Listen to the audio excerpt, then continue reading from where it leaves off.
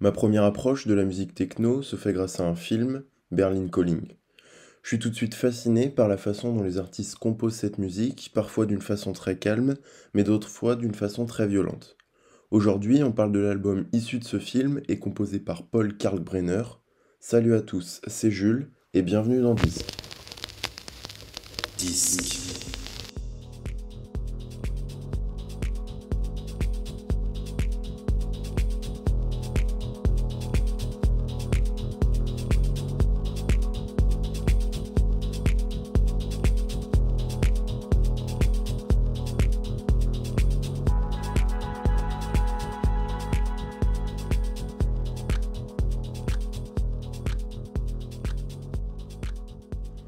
Dans le film, on suit le personnage d'Icarus, interprété par Paul Kalkbrenner.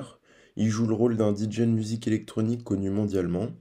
Malheureusement, un soir, sa dépendance aux drogues le rattrape et il est admis en cure de désintoxication.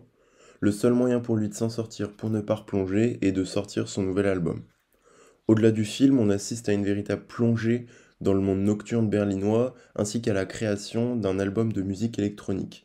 Je repense notamment à la scène où il va prendre le métro et il va utiliser les bruits du métro pour composer une musique.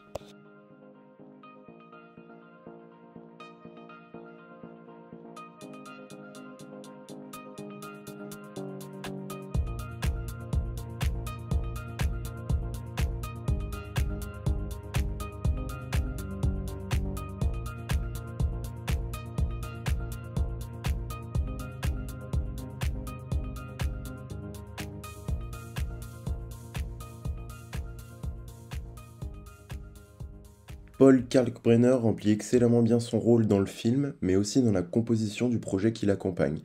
En effet, il compose déjà depuis les années 90, et avec cet album, il s'impose comme un grand représentant de la techno minimale, un genre caractérisé par une structure musicale répétitive. Cet aspect peut parfois rendre difficile l'écoute de l'album, mais une fois ce stade dépassé, il saura vous faire voyager. Ce pionnier de la techno allemande enchaîne les festivals depuis la sortie du film, tout le monde se l'arrache et ses performances live sont très appréciées. Dans le documentaire 2010 A Live Documentary, on suit Paul Kalkbrenner dans sa tournée qui suit la sortie de Berlin Calling avec des interviews exclusives dans les coulisses.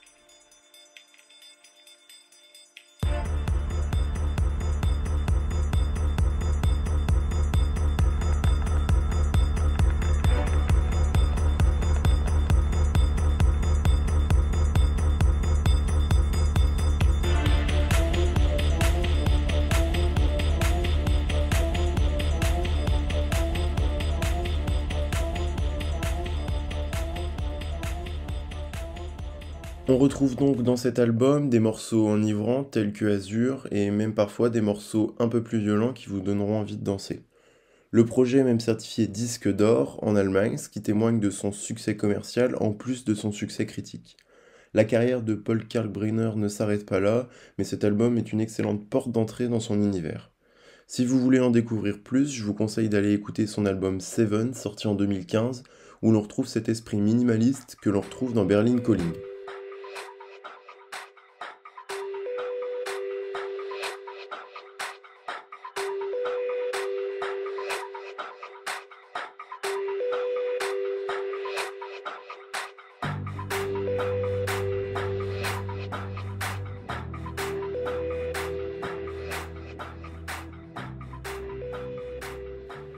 Merci d'avoir écouté cet épisode de Disque, j'espère qu'il vous aura plu.